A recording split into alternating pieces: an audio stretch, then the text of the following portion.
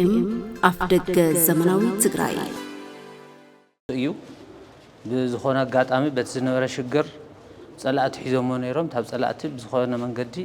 ናብ ዓድና ኣትየሎ እዚ ካብ ዝረኸብናዮ ጀሚርና ድማ ክኢላታት ከም ዝጠየቕናዮ ኣብዚ ክልተ ተርኒንግ ፖይንት ኣለዋ ቅድሚ ክርስትናን ድሕሪ ክርስትናን ዘን ሳባውያን ጽሑፍ ዘለዎን ብሙላን ቅድሚ ክርስትና ዝነበራ እየን እዚኣ ግን አፄ ካሌብ ብግእዝን ብኢብራይስጥ ተጻሕፈ ጽሑፍ ኣለዋ ب355 ዓመተ ምህረት ዝተሰርሐት እያ ይዝብል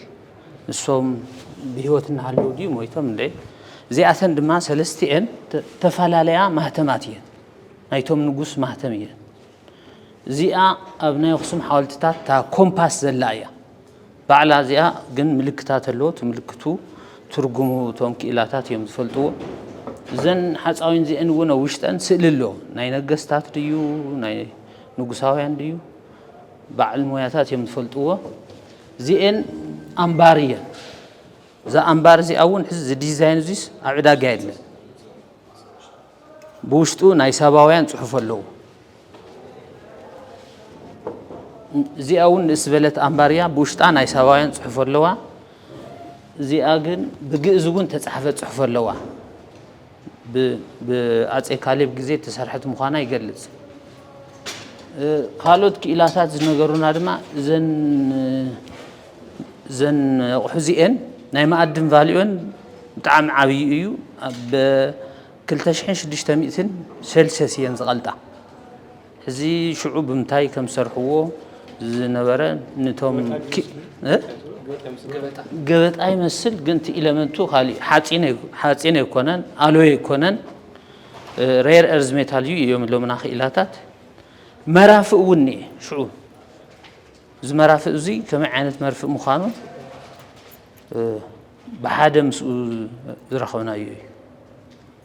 ካሊእ ግዜ ነቶም ካልኦት ክኢላታት ድማ ካብዚ ብዝበለፀ መንገዲ ከረዱና እዮም ሕዚ ግን ባህልን ቱሪዝም ቢሮ ብጣዕሚ ነመስግን ዝርከበና ፈቃደኛ ስለ ዝኾነ ሕጉሳት ኢና ንሕና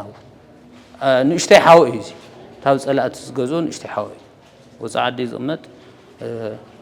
ብሄሩ ስለ ዘይፈለጥዎ እሳቶም ንሱ ግን ትግራዋ እዩ ካብኡ በቃ ናብ ገዛ ሓውሰዶ ኢልኒ ሒዘዮ መፅያ ሓድግታት ትግራይ ቆፂርካ ለውድኡ ሓድግታት ይኾኑ ኣብ ትሕቲ መሬት ኣብ ልዕሊ መሬት ብጣዕሚ ብዙሓት ሓድግታት ናይ ብዙሕ ዘመናት ሓድግታት ከም ዘለዎ ይፍለጥ እዩ ስለዚ ብልተፈላለዩ ምክንያት ዞም ሓድግታት እዚኦም እውን በብግዜኡ ኣብ ሓደጋ ለኣተዩ መፅኦም ህዚ እውን ክሳብ ህዚ እውን ይፍትኑና ኣለዉ ማለት እዩ ስለዚ ብልተፈላለዩ ምክንያት ኣብ ሓደጋ ለኣትዩ ሓድግታት ኣለዉ ኣብ ኢድ ውልቀ ሰባት ኣብ ኢድ ወለድና ኣብ ኢድ ፈተውቲ ኣብ ኢድ ቅዱሳት እውን ብዙሓት ሓድግታት ኣለዉ ካብኦም ሎመዓልቲ ብትግራዋይነቶም ብታሪኾም ብመንነቶም ሕቡናት ዝኾነ ኣሕዋትኩሞ ወሰድኩሞ ኮሚትመንት ብሓቂ ኣብነታዊ ስራሕ እዩ ኩሉ ካብዚ እውን ክውሰድ ዘለዎ ትምህርቲ እውን ንኩሉ ዓብዪ ትምህርቲ እዩ ኣብ ኢድና ዘሎ ሓድጊ ናይ ህዝቢ እዩ ታሪኽ እዩ ናይ ተጋሩ ጥራሕ እውን ይኾነ ናይ ዓለም ሓድግታት ናይ ዓለም ታሪኽ ለዘንቱ ሓድግታት እውን ስለ ዝኾነ ብፍላይ ከዓ ከምዞም ህዚ ቅድም ኢሎም ክግለጹልና ዝፀንሑ ኣብዚ ኢሎም ኢድና ዘለዉ ዓበይቲ ታሪኻትን ትውፊታትን ዝሓዙ ሓድግታት ስለ ዝኾኑ ብሓቂ ብሽም ቢሮና ብሽም ህዝቢ ትግራይ ብፍላይ ድማ ብሽም ንሓድጊ ቅዱስ ዝኾነ ኩሉ ማሕበረሰብ ክነመስግነኩም ንፈቲ ካብዚ ቀፂልና እቲ ናይ ብዛዕባ ሓድግታት ብዛዕባ ንእሽተይ ትልውሃብ ሓድግታት እንታይነቱ ትሕዝቶኡ ንእሽተይ ክብሉና እንተኸበሩ ኣቶ ሆችሚን ናብዚ ናብ መድረኽ ይዕድም ማለት እዩ ክቡር ዶክተር ኣጽብሃ ክቡር ኣቦና ኣባ ጣዕመ ካልኦት ጋያሽት ክኢላታት ሰሙያን ሕዚ ናብዚ ክንመፅእ ዝበቕዓና ኣብ ዓድና ብዝበፅሐ ሽግር ምክንያት እዩ ሽግርና ኩለና ንፈልጦ እኳ ተኾነ እዚ ናይ ወለድና ቅያ ቅያ ምስራሕ ዘይኮነስ ናይ ኣእምሮኦም ሓይሊ ዘርእና ቅርስታት በብግዚኡ ቦራራት ይኹን ብመጥፈእቲ ሓይልታት ይኹን እናተወረርና መፂና ኢና ከምኡ እውን ሰባት ዝሓዝዎ ንብረት ናብ መንግስቲ ከየረክቡ ዘፍርሕ ነገራት ይፍጠር እዩ እዙይ ክሊር ንምግባር ተምሳሌት ምዃን ይውናይና እዚ ንእሽተይ ሓወይ ሰድ 5 ሚልዮን ላዕለ ውፅሉ እዩ ዝቫልዩ እዚ ግን ካብ 10 ሚልዮን ዶላር ዘውፅቕ ኣለዎ ካብ መንጉ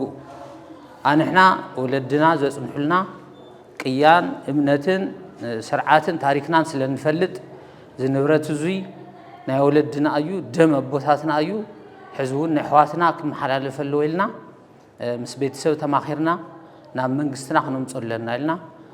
ክቡር ዶክተር ኣፅብሃውን ብስነ ስርዓት ተቐቢሉና ነዚ ሴርሞኒ እዚ ዝበቅዕ ገይርዎ ኣሎ እዚ ናህና ምሳሌ ሪኦም ድማ ካልኦት ሕዋትና እውን ንብረት ኣብ ገዝኦም ይኹን ናብ ካሊእ ሰብ ዘሎ በቃ ዝንብረት ናይ ህዝቢ እምበር ናይ ግለሰብ ይኾነን ናይ ዓዲ እዩ ሕዚ ብዓለም ደረጃ እውን ዩኔስኮ ዝፈልጦ ንብረታት ዘሎ ዘይፈልጦ ንብረት ኣሎ ፈቲና ግን ንዓድና ክንህብ ኣለና እዙይ ትግራይ እዩ እምበር ናይ ማንም ይኾነን ኣብዚ ተራኺብና ዘለና ንሓደ ዓብዪ ዋኒን ትግራይ እዩ ስለዚ ያው ነቲ ዓላማ ክብደት ይኩም ኣብዚ ንዝተረኸብኩም ክቡራት ኣጋይሽ ካብ ልቢ ነመስግን ብስም ቢሮ ባህሊ ቱሪዝም ክልል ትግራይ ከም ትካላት ብዝሒልና ኢና ኣብዚ ዘለና ተወከልቲ መንበረ ሰላም ኣብዚ ምሳና ኣለዉ ተወከልቲ ናይ ትካላት ሃይማኖት ትግራይ ኣብዚ ኣለዉ ተወከልቲ ናይ ፐብሊክ ዲፕሎማሲ ኣቦና ኣባ ጥዑም ሓዊሱ ኣለዉ ገለገለ የብሎ ናይ 2-3 ትካል ኣባላት እዮም ሚድያታትና ኣለኹም ካልኦት ዕድማት ኣጋይሽ እውን ኣመራርሓን ሰራሕተኛታትን ባህልን ቱሪዝምን ብተመሳሰሊ ሓንቲ እናተባህለ ፀኒሕ እዩ ትግራይና በዓልቲ ረዚን ካባ በዓልቲ ሰፊሕ ሃፍቲ ብጂኦግራፊ ንእሽተይ ብትሕዝቶ ረዛን ዓዲ እያ ረዛን ዝገበራ ዝሓዘቶ ትሕዝቶ እዩ እዚ ትሕዝቶ እዚ ንፅቡቅ ዝፈትይላ ልግባኣ ክብሪ ክትረክብ ብኻሊእ መንገዲ ናይዚ ሃፍቲ እዚ ሰዋና ክኾኑ ዝደልዩውን ንመከራኣ ንሓፀይዋ ብዙሕ ዘመናት ሕሊፋ እያ ሎሚ ኮይና ንሓስብ ተለና ትግራይ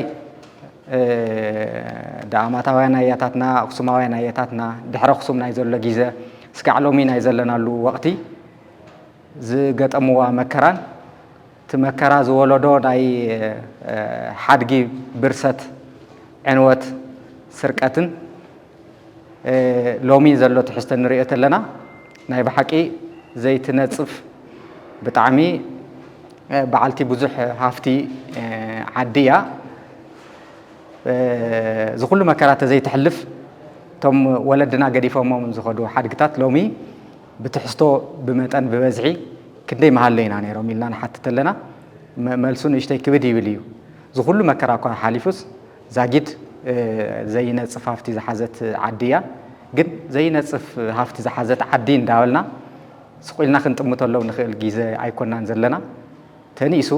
ብዙሕ መከራ ሓሊፎም ኣዋና ዝወፅሑ ሓድጊ ታይና ክንገብሮም ዘለና ከመይና ክንግልገለሎም ዘለና ከመይና ክንርብሐሎም ዝግበአና ከመይና ምስ ዓለም ንኽንራኸብ ብልጫና ኮይኖም ንሕና እውን ነበርክቶ ካብ ዓለም እውን ንልቅሖ ነገር ሒዝና እንካን ሃዋን ዘይብሉ ህይወት ልመፀ መፂኡ ከም ድልየቱ ዝገብረካ ከም ኣቕሓ ዝቆፅረካ ዓዲኻ ትኸውን ንሕና ከም ኣቕሓ ንቁፀር ዓዲ ክንኸውን ፍፁም ክብርታትና ዝፈቕዱልና ኣይኮኑን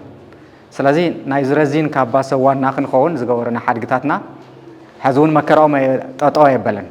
ሕዚ እውን ኣብ ቃንዛ ኣለዉ ሕዚ እውን ኣብ ስቃይ ኣለዉ ሕዚ እውን ኣብ ኣውያት ኣለዉ ኣውያቶም ክንደይና ኢና ንሰምዖም ንኣውያቶም ክንደይና ኢና ምክንያት ንኸውን ኣለና ተይልና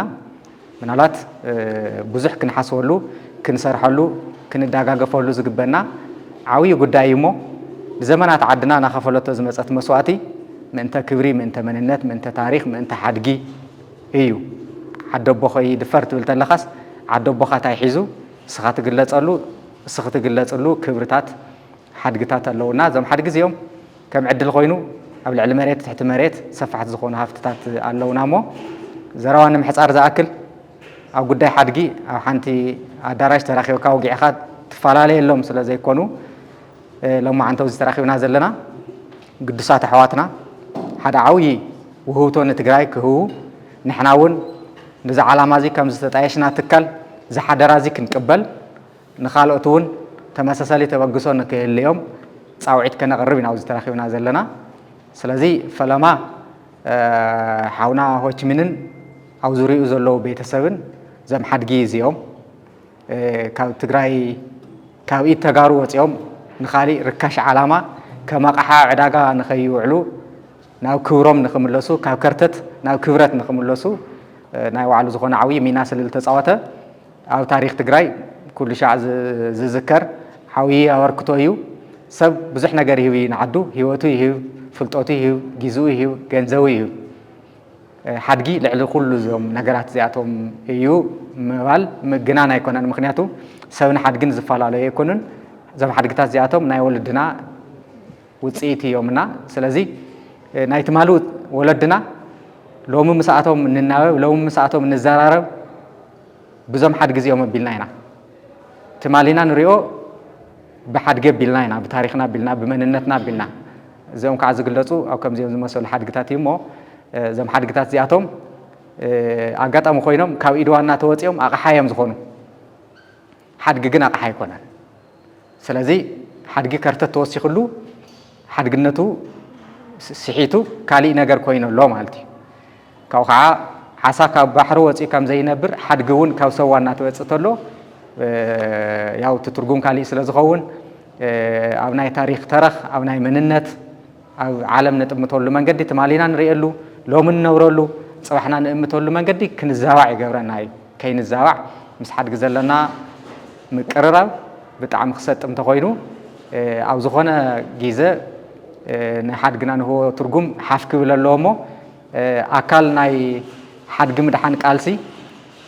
ቢሮ ንዝጎዮ ዘሎ ጉያ ኣብ ጎኒ ወለድና ትካላት ሃይማኖትና ፈተውቲ ዓዲ ቅዱሳት ኮይና ነዚ ፃዕሪ እዚ ብጣዕሚ ዝድግፍ ዘላዓል ንኣና እውን ሞራል ዝህብ ንካልኦት እውን ኣብነታዊ ትምህርቲ ዘምህር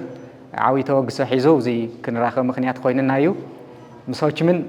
ማዕዶ ንማዕዶ እሲ ሓድጊ ሒዙ ንሕና ሓድጊ እለሻ ከይተራኸብና ከይንቐሪ ከዓ ኣብ ማእኸል ኮይኖም ዝዕድል እዚ ዝፈጠሩ በዓል ሓውና ኣብዚ ምሳና የለን ኣጋጣሚ ኣሰፋ መዝገቡ ፓስተር ናሆም እዚኣቶም ኣብ ከምዚ ዝመሰለ ቅዱስ ሓው ከምዚ ዓይነት ተበግሶ ስለ ዘሎ ሰዓዎ ሓላፍነት ወሲድኩም ተቐበሉ ኢሎም ክንራኸብ ገይሮምና እዮም ብዙሓት ሰባት ንኻሊእ ብጣዕሚ ርካሽ ድለላ ጊዜኦም ከጥፍኡ ይኽእሉ እዮም ክብረ ምምላስ ጊዜኡ ዘጥፈ ከዓነይ ክበር ዝበሎ ስለ ዝኾነ ንስኹም እውን ካብ ሓውና ፈሊና ንሪኦኩምን ንኣኹምን ዝግባእ ክብሪ ኣለና ከም ትካል ከም ሰባት እውን ከም ዜጋ እውን ማለት እዩ ኣብዚ ዘለኻትኩም ኩላኻትኩም እውን ሓድጊ ዘይእክቦ ሰብ የለን ብዙሕ ግዜ ብዛዕባ ሓድነት ብዛዕባ መንነት ብዛዕባ ስምረት ብዛዕባ ነውግዕ ተለናስ ክንሰምር እንታይ መን ሒዝና ክንሓብር መን እንድሕር ኢልና ኣለውና ካብኣቶም ሓደ እዚ ስለ ዝኾነ እዚ ብዕሊ ካልኦት ኣካላት እውን ተመሳሳሊ ተወግሶ ወሲዶም ካብ መከራ ኣትሪፎም ሓድግታት ናብ ዝግብኦም ናይ ክብሪ ቦታ ክመፁ እናገበሩ መፅኦም እዮም መቐፀልታ ናይዞም ፃዕርታት እዚኣቶም ከዓ ሎማዓንቲ ፍልይ ብዝበለ ዕላው ዝኾነ ህዝቢ ዝፈልጦ ኣፍልጦ ንምሃብ ኣብዚ ተራኺብና ኣለና እሞ ነዚ ምክንያት ዝኾንካናን ኣብዚ ከይዲ እዚ ንዝሓገዝኩም ኩልኻትኩም ኣካላት ብስም ቢሮ ባህሊ ቱሪዝምን ክልል ትግራይ ብስም ህዝቢን መንግስትን ትግራይ ከመስግነኩም እፎቲ ድሕሪ እዚ እንታይ ኢና ትፅቢት ንገብር ካልኦት ኣካላት ሓድግታትና ኣብ ብዙሕ ቦታ ብዙሕ ዝተፈላለየ ምክንያት ኣብ ስቃይ ዝህልውና ሓድግታት ከም ዝህሉ ኢና ምግማት ንኽእል ኢና ስለዚ ኣሰር እዚ ቅዱስ ተግባር እዚ ስዒብና ትግራይ ዝምጥና ብሔራዊ ሙዝየም ዝምጥና ባህሊ ማእኸል ሃልይዋ ንሕና ሓድግና ኣለሻ ናብ ዓለም ክንወፅእ ዘይኮነስ ዓለም ናትና ሓድጊ ክትርኢ ክትመራመር ጥበብ ክትሰንቕ ናባና ንክትመፅእ ኣብ ዓዶም ከቢሮም ኣብ ዝግብኦም ቦታ ናብ ቁጠባዊ ረብሓ ንስራሕ ዕድል ንምርምር ንዓበይቲ ትካላት ውልደት መሰረት ንኽኾኑ ዙ ኣሰር ዚ ንኽኽተሉን ኣብ ንገብሮ ናይ ሓድጊ ንሕና ብኣዋጅ ዝተሃወና ስልጣን ኣሎ ሓድጊ ናይ ምትእልላሽ ናይ ምቕባል ናይ ምውራስ ብህቶ ናይ ዝውውር ሕጊ ኣለና ኣብቲ ሕግና እዚ ውሽጢ ኮይና ሓድግታትና ክንእክብ ሓድጊ ምእካብ ዓድኻ ምእካብ እዩ ሓድጊ ምእካብ ክብርኻ ምእካብ እዩ ሓድጊ ምእካብ ብልጫኻ ከይትስሕት ሚዛንካ ከይድፋእ ምክልኻል ማለት ስለ ዝኾነ ኣብዚ ፃዕሪ እዚ ክትሓውሩና ፃውዒት ንምቕራብ እዩ ትካላት ሃይማኖት ፐብሊክ ዲፕሎማሲ ማሕበረሰብና ፈተውቲ ትግራይ ሓድጊ ዓለም ለኻዊ ኣድማሳዊ ትርጉም ኣለዎ ኣባና ዘለዎ ሓድግታት ናይ በይንና ጥራሕ ኣይኮነን እቶም ዩኔስኮ ተመዝገቡ ጥራሕ ዘይኮነስ ዘይተመዝገቡለ ናይ ሰብ ናይ ኣእምሮ ውፅኢት ዝኾነ ናይቲ ዘመን እሱ ናይ ሰብ ናይ ኣእምሮ ዕቤት ንምምርማር ድሌት ዑደት ንምግባር ድሌት ዘለዎ ሰብ ከም መሰል ይቁፀር ስለዚ ኣብ ሓድጊ ዘይእከብ ኣካል የለን ማለት እዩ ስለዚ ትምትእኽኻው ንቅዱስ ተግባር ንኽኸውን ካልኦት ንዚኦም ዝመስሉ ካልኦት ሓድግታት ኣብ ምእካብ ንገብሮ ፃዕሪ ካብ ህዚ እንድሓር ብልተበተነ መንገዲ ክንኸዶ ይንደለን ብዝተወደበ ኣብ ዙርያና ኮይኑ ነዊሕ ጊዜኡ ወሲዱ ሓይሊ ዕማም ተጣይሹ ናይ ዝተበተኑ ኣብ ከርተት ዘለዎ ሓድግታትና ኣብ ቀረባ ኣብ ርሑቕን ዘለዉ ናይ ምእካብ ዓብዪ ዝኾነ ተበግሶ ሒዝና ኢና ንሰርሕ ዘለና ዝተወግሶ እዚ ክሳኻዕ ኣብዚ ሚድያ እዚ ንዝሰምዐና ዘሎን ኣብዚ ትካላት ወኪልኩም ንዝመፀኹም ኣሕዋትና ኣሓትና ኣቦታትና ኣብ ጎንና ኮይንኩም ዝጠፍኡ ዝተፈናቐሉ ሓድግታትና ክንምልስ ናብ ዝግብኦም ማእኸል ክኣትዩ ንምርምር ንመፅናዕቲ ክኾኑ ንኻልኦት ተወሰኽቲ ብራኸ ትግራይ መሰረት ንክኾኑ ያው ክትሓውሩና ፃውዒት ንምቕራብ ዝኣክል እዩ ንህዝብና እውን ሓድጊ ድሕሪ ምንክርታቱ ምእላሹን ምኽባሩን ሓደ ነገር ኮይኑ ቅድሚ ምንክርታቱ ቅድሚ ምርኻሱ ቅድሚ ካብ መረበቱ ምውፅኡ ማዕሮ ማዕሮ ሰብና ዝንከራተቱ ዘሎ ሓድግታትና እውን ይንከራተቱ ስለ ዘለው ካብ ምንክርታት ድሒኖም ካብታ ዝነበሩላ ቦታ ከይተንቀሳቐሱ ዝግብኦም ክንክን ዝግብኦም ሓለዋ ዝግብኦም ኩሉ ዓይነት ሓልየትን ክንክንን ጌርና መዓልታዊ ኣብ ዘለና ናይ ህይወት ምንቅስቃስ ሓድግና እውን ምቁፅፃር ሓድግና እውን ምሕላው ሓድግና እውን ምክንኻን ባህሊ ጌርና ከነቐፅሎ ወለድና ትማሊ ሳይንስን ቴክኖሎጂን ሎሚ ኣብ ዝበፅሐ ብርኪ ከይበፅሐ ሎሚ ናይ ዘለና ስርዓተ መንግስቲ ሎሚ ናይ ዘለና ቅርፀ ትካላት ሕጊ ኣብ ዘየለሉ ግዜ ብናይ ባዕሎም መወቀላዊ ፍልጠት ተጠቒሞም ኣብ መከራ እዋን ከመይ ገይሮም ከም ዘድሕንዎም ኣብ ፅቡቕ ግዜ እውን ከመይ ገይሮም ውሕስ ከም ዝገብርዎም ኣብዚ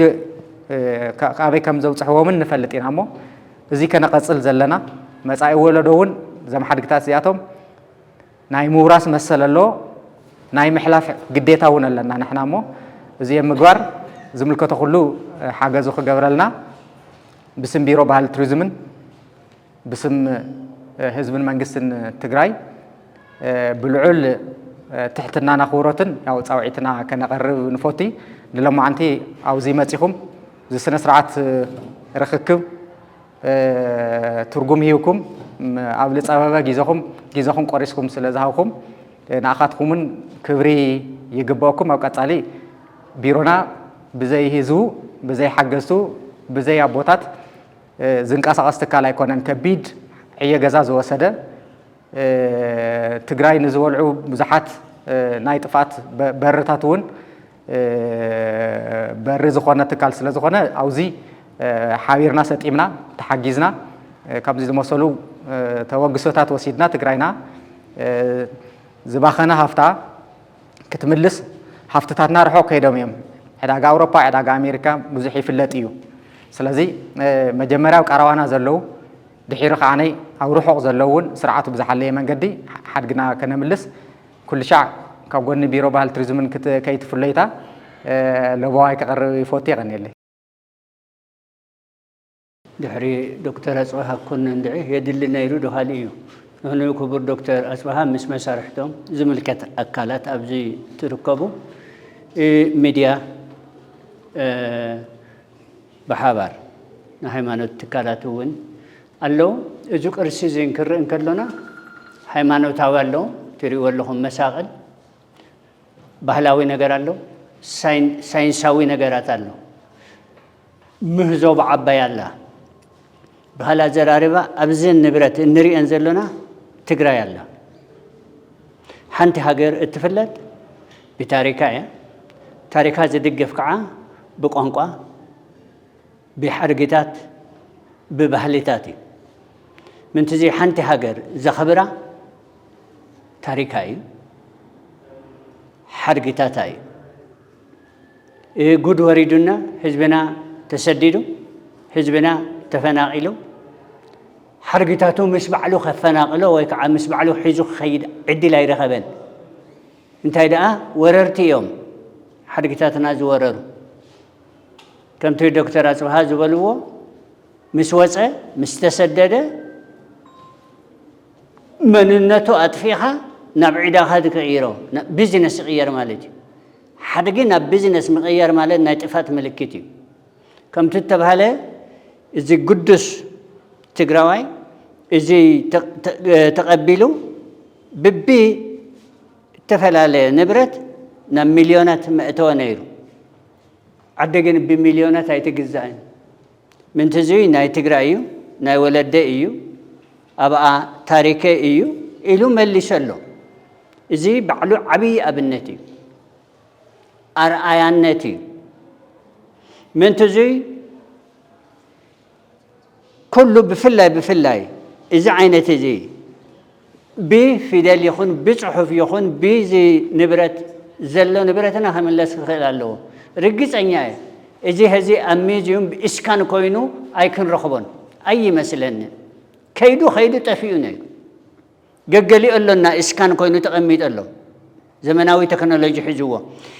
كنداي كم زي مثلاً أجر كيدو يهلو مكنياتو حد جزمزن بعدمه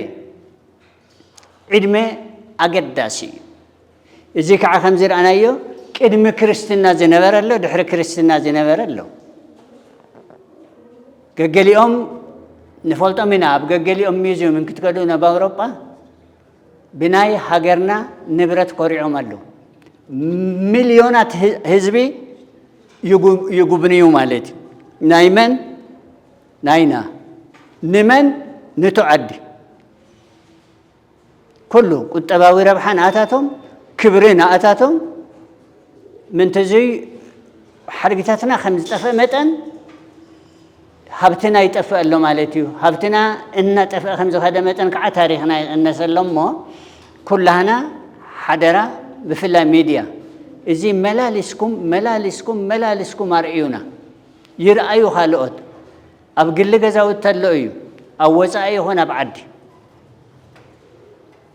جزءون كوسدلنا أيو نبرتنا نمملاس جزء كوسدلنا أيو من هذا ما تمرتنا نمملاس جزء كي زي كوسد تسفلوني حرقنا نمملاس كنا واحد جزء كوسدي ما أنت زي بهذا يجمرنا مسحب تن خيل كتف زنبرة جزء أترف النازل حونا جزء خاء وقاو خي حتته نت بهالين تروزمنا ركب ولا مات نعدو مليشو ولا مالت روبا تساجيرو جن مليشلو رابعيتي روبا أنتو زساجر جن أيمن ملاسان من تزاب كربان كلنا خن حسكن كإلى اللون مالت سلازخانة حدقي كبر يومه زنعك حدقي يلن ولا سنتم زمسل نجر ولا إنت أنت وزير أنا يوم رافع ترجم اللوزي نشتي زبال حدقين نشتي زبال سنسن يلن إيوانو قصيرو عبي إزخوين ما حدرا إزي برنامج إزي أما كتتال التركبو إزي كونيتات إزي رئينا إجمعنا نبركت بفلاي نهايمانوت مراحتي زبازح نجار نهايمانوت كرستاتيو نهاجر كرسز خوي نزله من تزي نولك ربحنا زي كونه نخبري بيت أمنتاتنا زلوا عب تجرينا سلزخنا نخبري حجرن تجرينا نحز ናይ ትግራይ ቅርስታት ኩሉ እንቶ ዝተሓዘ ኣብ ትግራይ ናይ ሃገር ኢትዮጵያ ዝበሃል ሓድጊ ብሓይሊ ይመዋሓደ ነይሩ ምሳና እዩ ዘሎ ሕዚ ግን ይስደድ ኣሎ ተሰደደ ብዙኾነ ከፊልና ብዙኾነ ነገር ጌርና ንምለሶ ሚድያታት ከዓ ሓደራ ኣብ ኢድኩም እዩ ሚድያ ሓይሊ እዩ ሓበሬታ ንምሃብ ሓይሊ እዩ መልእክቲ ንምምሕላፍ ሓይሊ እዩ ምንድዚ ሓይሊ እዚ ንረብሓ ዓድና ነውዕሎ እዚ ንወዲ እዚ ዘተሓባብረና እዚ ናብ ሓደ ዘምፀና ኣየናይ እዩ ኣየናይ ፖለቲከኛ እዩ እዚ ናይ ክብል ዝኽእል እዚ ናይ ትግራይ ክንብል ንኽእል እዚኣታት ተድልየና ትግራይ ትብል ቃል ክትዕግበና ይግባእ ክንቆራርፃ ክንስሓሕባ ክንብጣጥሳ ይብልናን ትግራይ ምስ ታሪካ ትግራይ ምስ ሓድጋ ምስ ሓድጊ ትግራይ ምስ ቋንቋ ትግራይ ምስ እምነቱ ምንት ዘይ የቀነልና ሆችማኒ የቀነልና ፓስተር ናሁም ምክንያት ዝኾነና ናብዚ ዚኣተና ክንእከብ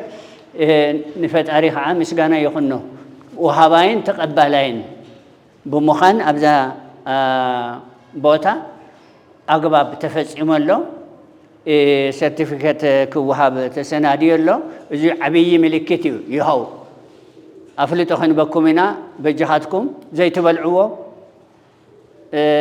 ከም ሽልማት ዘይተቕምጥዎ ናይ ዓዲ ንብረት ይመለስ ያታ መልእክቲ ዘላ ይመለስ ብሓንሳ የኽበረና እዩ ኣብ ግቡእ ቦታ ክቕመጥ እዩ ናይ ኩልህና እዮም ዝብሉ ዘሎ ባህልን ቱሪዝምን እንተዘይ ኩላትኩም ዝመጻኹም የቐነልና بسم هيمانوت تكالات تجري كزارب زدلي أبزي يغنيلنا. حدقي خم تقدم لهم زقلتوا أباجعهم كون استخاروا أي بعل تريزم من بيرو حلافي دكتور أصبحا عاوزينا نقلت حدقتاتنا نقلت زبخ الجزء أنا يحلف تاريخه هذه أمسيون قدمت ما تكسر حمد الله نحسبه يخيط مالتي حدا هفتاتنا كبرهم كبز بلي واقع قاسي تقوم طلو زياتمن كم زياتمن مسلو صحات زخورونا حدقتات أمونغونا له في اللايد ما أنا ون إفاسايس كجبر زدلي أزماتي وين ملا هزمنا أرتجراين كارتجراي وتعزله كان مسألة توجسون لا توصله نت ناي نعدنا زخبر حدقتات نابوت أخملس مش شاب نوع عنا قدخ نتصاوت نخلينا نمتز بحال كل جزء سب بحد جيوز قلت ناي تفترو حدقي بعد ود شبيه خاب ود شب قصير دماء تود شب صرحه هفتي زخون حد جزء بحال بالتي سيزخون لهنا توصلنا نتحل اليوم نفلتهم قلنا دماء حزنا يوم هفتي عدي هفتي زوي كم زخونون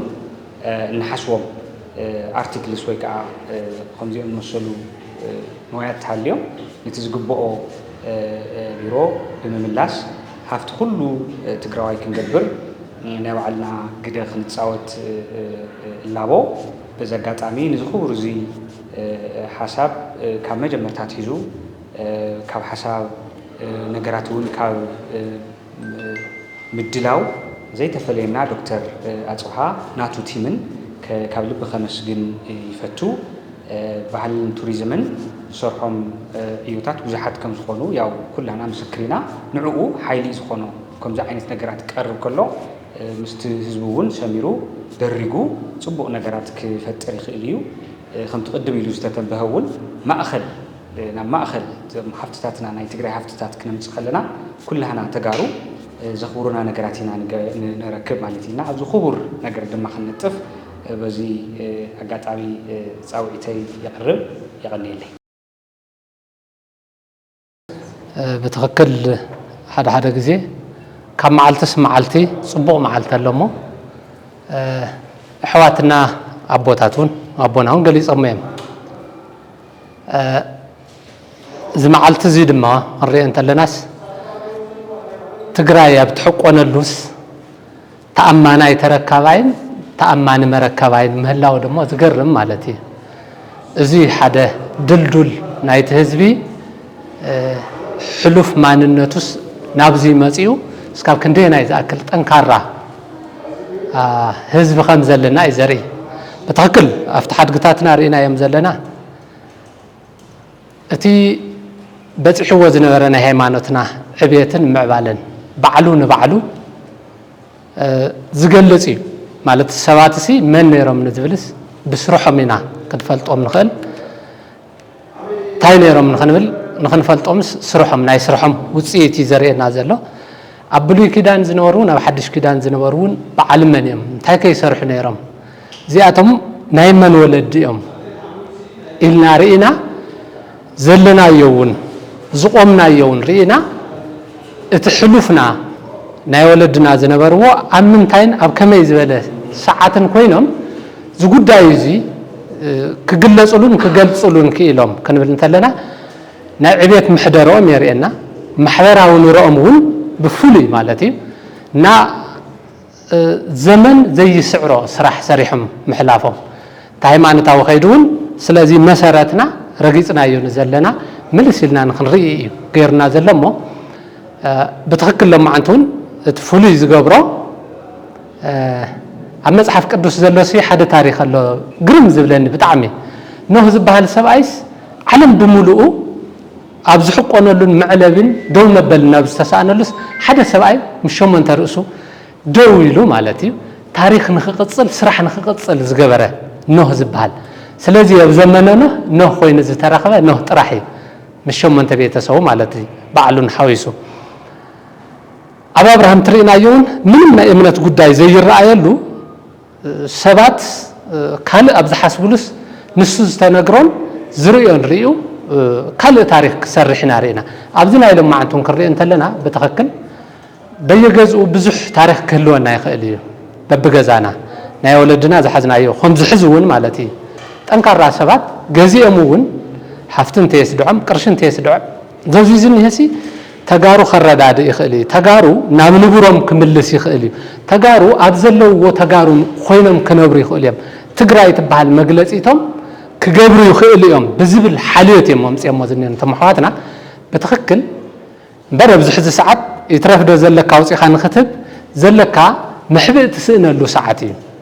نزيد ما مالت حدا تيمس جن كوزي حلف بعد ما من أسايو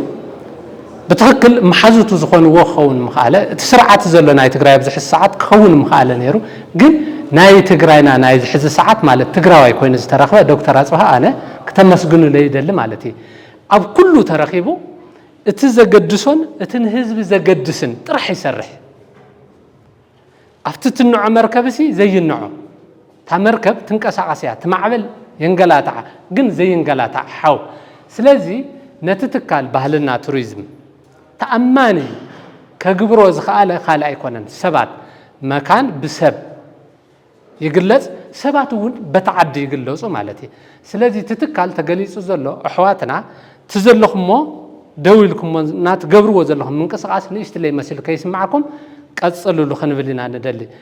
أنا كم ناي من ور سلامات وكالو بذكر كم تلخو حفت ولدي كرئن تلخو كم كندينا إذا أكل توهابون كركم تلو نتتاريخاوي بصحفة بيرونا تبيرو دماخن كندينا إذا أكل تأمان مخاني أري النزل مالتي سلازي سبعة علو يمومو كالو تناون بب جزانا زلو تاريخنا من أسيك مهارلو حزبنا ون كمهارلو مخنياتهم دلدلات ولدنا يرومنا تشجر زي الناوصم مكرا زي الناوصم تشجر كقطم تلوكاس تجافيتهم كذلك زخلونا كساجروا زخلوا ولدي من يرومنا مو بتخكل زقرس زي نما أخل مزيو من أسي عبيتي كجبني وانتلو أمنتي يا أمنت كجبني وانتلو سلازي تجراي كم يزبلت نيرا سلازي نحنا قدايك انتايك خوني خل كابزي تلع الناسي سدت دين عناخ قلت الناس خل جيت دين عناخ قلت الناس خل كم زي كونه سدتون كقلت أنا خم زي خل مجيج أو بعل خون بحسب زي مرد داون كم زي قلت أنا بزي كنرد قالوا نخل تاريخنا هنا تزجاج أو تاريخ زي صرح نيرم ولدنا سلازي أب سمم أم مرد دا أم من بابنا حدا مخان كوينهم اليوم زي تاريخ زي صريح مازلونا سلازي إزي نحنان ንዓና ዝመስሉ ሕዋትናን من نهنا نوسات كوينام ما بزحز ساعة تسفى قريصام اقرام بزمرحم زخادو زلون سلازي مرحتون علون ام تسفى زلون مرحتي تاريخ تقراي كعقبو زخلو نمن اسي تقرايون كمرح زخلو من اسي علون ايوم كبللنا زخل سلازخونه سلازي ببغزانا زلو تاريخ ناب حدنا اكبو ككبو زخلون علون ام نحنا تسفاي نقرص اب دلدل تسفاينا زلنامو تسفانا دمو خلملمن كچلم كصلمتن زخل عبيدنا سلازلو سلازي تزبرحلون زلململون كنسرح سلازغبانا وهبتون እግዚአብሔር ያብኩም መርአይ አሁን ኮንኩም ንኻለው ተጋሩ መርአይ አሁን ኮንኩም ቤት ጽሕፈት ባህልን ቢሮ ባህልን ቱሪዝም ደሞ በእውነት በጠቅላላ ቢሮ መግለጽና ቢሮ ይሐውናን በር በትክክል አፍቲ ቢሮ ዘይምስምዕማ ምስሐብ እንተዝህልወኩም ንሱ አብዝ ተጸውዕና ተረኸበ ጸውዑውን ባዕሉ ታሪኹ እዚ ታሪኽኩም እዚ መግለጽይኹም በዝብል ከገልጽ ከተገልጹ ዝኻልኩም በትክክል መራሕውን መራሒ አው ዘለኹም ቤት ጽሕፈት ሓለፍቱውን አመራርሐውን ድልዱላት ብምዃንኩም እሞ ንስኻትኩም ቀጽልሉ ካልኦትናውን ነተም ወሃብት መሲልና ከነቅርብ ዘለና ነቲ ቢሮ ድማ በትክክል ቤተ እምነታት አባጥዑም ገሊጸምዎ እዮም በትጥዑም አንደበቶም ገይሮም ትካላት እምነት ትግራይውን በትክክል ኣብ ጎንቲ ቢሮ ክንከውን ንኸምዚ ዝበሉ ኣብ ገዝኦም ንዘቐመጡ ደቢቖም ንዘቐመጡውን ክገልጸና ዝኽእልሲ ናብ ማእኸል እንትመጽ እንተሎ እሞ ስለዚ መርአያ ኣሕዋትናን ሓትናን ክንከውን ክንክእል ኣለና ይኽእል ዝደሊ ክብረት ይሃበለይ ስለዚ እቲ ናይ ረኽክብ ስርዓት ይፍጸም ኢለ ኣሎ ያው ክቡር ዶክተር አጽብሃ ብስም ቢሮ ባህልን ቱሪዝምን ንኽቡር ሓድጊ ዘረከበና ሓውና ሆችሚን ብኽብሪ ናይ ፍልጦ ሰርቲፊኬት ይወሃብሎ ቀኒየና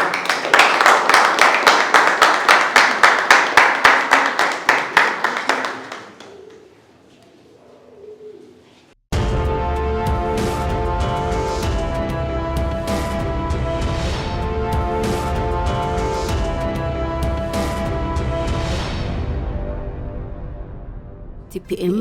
ኣፍደገ ዘመናዊ ትግራይ